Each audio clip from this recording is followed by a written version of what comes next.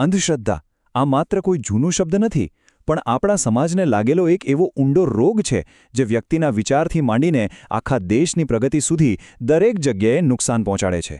તો ચાલો જરા ઊંડા ઉતરીને સમજીએ કે આ અંધશ્રદ્ધા આપણને ખરેખર કઈ રીતે અને કેટલા નવળા પાડે છે. જુઓ, આ એક જ વાક્યમાં આખી વાતનો સાર આવી જાય છે. આમ તો એક ચેતવણી જેવું લાગે, પણ સાચું કહું તો આ એક કડવું સત્ય છે.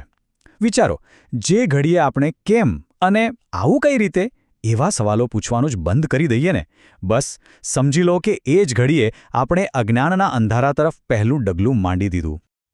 તો સવાલ એ છે કે અંધશ્રદ્ધાનો સૌથી પહેલો અને સૌથી ખતરનાક હુમલો ક્યાં થાય છે? જવાબ છે આપણા પોતાના શરીર અને આપણા આરોગ્ય પર. અને આ એવું નુકસાન છે જે તરત જ દેખાય છે અને ઘણીવાર તો એવું હોય છે કે જેની ભરપાઈ કરવી પણ શક્ય નથી હોતી.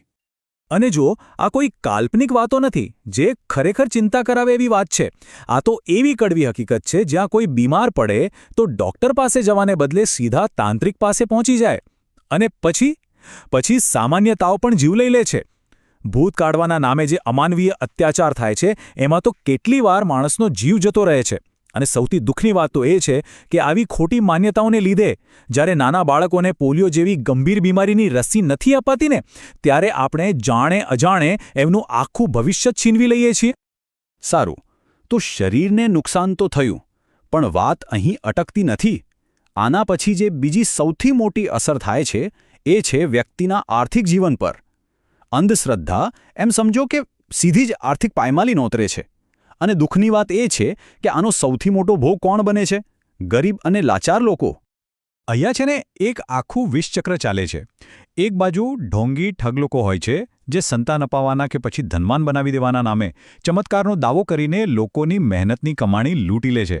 અને બીજી બાજુ બિચારા લોકો આવા મોંઘા યજ્ઞો અને વિધિઓ કરવા માટે દેવ કરી બેસે છે અને પછી એવા ઊંડા ખાડામાં ઉતરી જાય છે કે જેમાંથી બહાર નીકળવું લગભગ અશક્ય બની જાય છે. એટલે સમજવા જેવી વાત એ જ છે કે આ કોઈ અચાનક નથી થતું. આ તો સીધું પરિણામ છે. જે માણસ પહેલેથી જ માંડ ગુજારો કરતો હોય, અંધશ્રદ્ધા એને આર્થિક રીતે તો તોડે જ છે, પણ સાથે સાથે માનસિક રીતે પણ વધુ લાચાર અને કંગાળ બનાવી દે છે. ચાલો હવે ત્રીજા અને કદાચ સૌથી ઊંડા અને લાંબા ગાળાના નુકસાનની વાત કરીએ. અંધશ્રદ્ધા છે ને એ ખાલી શરીર અને પૈસા પર જ અટકતી નથી. એ સીધો હુમલો કરે છે વ્યક્તિની વિચારવાની શક્તિ પર. એનાથી તર્ક કરવાની જે ક્ષમતા હોય ને એ જ ખતમ થઈ જાય છે. વિચારો કે જ્યારે કોઈ પણ ઘટના બને તો એની પાછળનું કારણ કે તર્ક શોધવાને બદલે કોઈ વ્યક્તિ ગ્રહદશા, કોઈની નજર કે પછી અપશુકનને જવાબદાર માનવા લાગે તો શું થાય? એની બુદ્ધિ જાણે કે બહેર મારી જાય છે. એ કેમ થયું એવું સવાલ જ ભૂલી જાય છે. અને આ સતત જે ડર અને અસલામતીની ભાવના છે ને એ એના આત્મવિશ્વાસનો દાટ વાળી દે છે. બધું જ ખતમ. ઓકે, તો આપણે વ્યક્તિગત નુકસાનની વાત તો કરી, પણ હવે એ જોઈએ કે આ બધું ભેગું થઈને આખા સમાજમાં કેવી ઊંડી તિરાડો પાડે છે. કારણ કે અંધશ્રદ્ધા એ માત્ર કોઈ એક વ્યક્તિની સમસ્યા નથી, એ એક ગંભીર સામાજિક સમસ્યા છે. અને આ વાત ખરેખર ખૂબ જ ગંભીર છે. આજે પણ આપણા દેશના કેટલાક અંતરિયાળ વિસ્તારોમાં ખાલી ડાકણ હોવાની શંકા પર કોઈ નિર્દોષ સ્ત્રીને જાહેરમાં મારવામાં આવે છે, ક્યારેક તો મારી પણ નાખવામાં આવે છે. વિચારો તો ખરા, જે પાડોશીઓ સાથે રહેતા હોય એ જ એકબીજાના દુશ્મન બની જાય છે. એટલું જ નહીં, આવા જૂના કુરિવાજોને પકડી રાખવાથી આપણો સમાજ આગળ વધવાને બદલે પાછળ ધકેલાય છે અને જે સામાજિક એકતા હોય છે એ તૂટી જાય છે. અને છેલ્લે આ બધા જ નુકસાન જ્યારે ભેગા થાય ત્યારે એની અસર આખા દેશના સ્તરે દેખાય છે. પાંચમો અને સૌથી મોટો પ્રભાવ એ છે કે અંધશ્રદ્ધા આપણા દેશની પ્રગતિના રસ્તામાં એક મોટા પહાડ જેવી બનીને ઊભી રહી જાય છે. આના પરથી એક વાત તો સાવ સ્પષ્ટ થઈ જાય છે કે કોઈ પણ દેશની પ્રગતિ એના નાગરિકોની વિચારસરણી સાથે સીધી રીતે જોડાયેલી છે. જરા વિચારો, જો દેશના મોટાભાગના લોકો મહેનત કરવાને બદલે ખાલી નસીબના ભરોસે જ બેઠા રહે તો એ દેશ આગળ કઈ રીતે વધશે?